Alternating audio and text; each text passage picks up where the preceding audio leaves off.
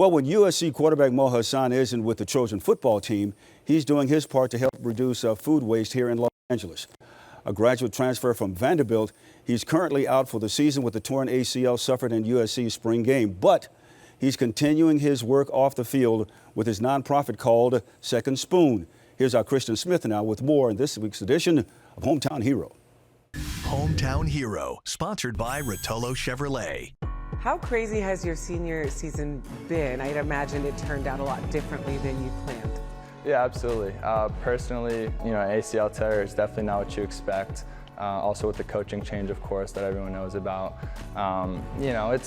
It's obviously different and there's adversity to it, but with anything else, we're gonna get together and we're gonna fight. You said, please don't feel sorry. I'm going to crush this process and be back stronger. I appreciate the love, everybody. There you go. So how's the knee? How are you feeling? It's actually doing a lot better. So I'm 5 months in. Typically they tell you it's a 9-month recovery process. With that being said, doctors are saying I'm like 1 to 2 months ahead. I'm looking forward to getting back to 100% for spring ball and then the next season as well. Sometimes when bad things happen, it opens the door for other things, specifically a passion project of yours. Yeah. So I'm excited to hear about Second Spoon. Tell me about it. I basically get together with my teammates and we give away surplus foods to the homeless. So right here in Los Angeles, we go down to Skid Row.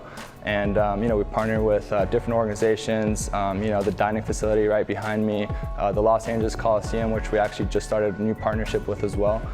So it's a really good time and we all love to do it.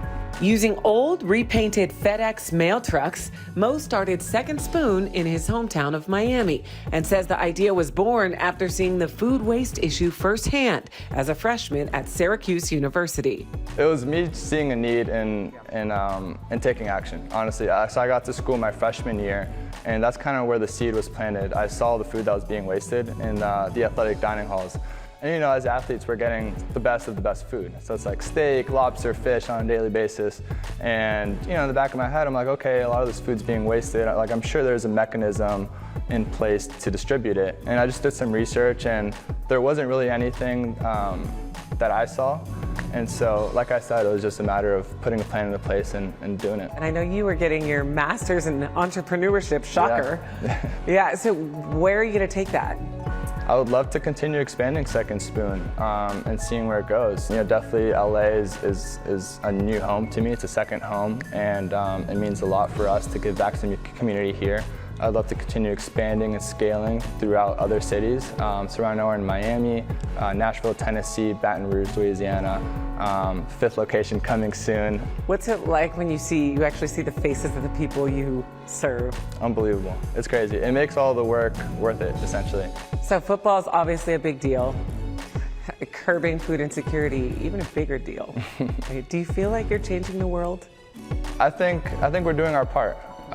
And that's all you can really ask for. We're all, obviously we have busy schedules with football and class and all that, but outside of that, we're putting forth our effort and doing our part in the community.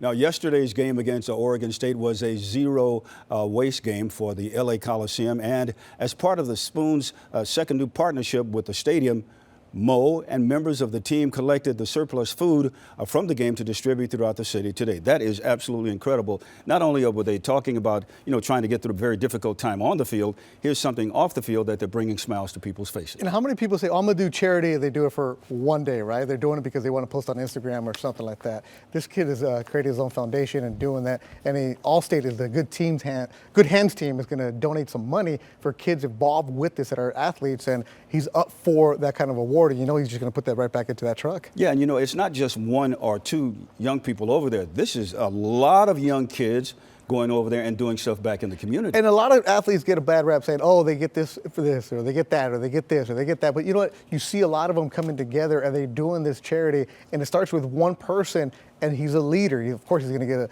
get a master's in entrepreneurship, and he's a leader, and he finds his teammates, and they get involved, and they're talking the talk, and they're walking the walk.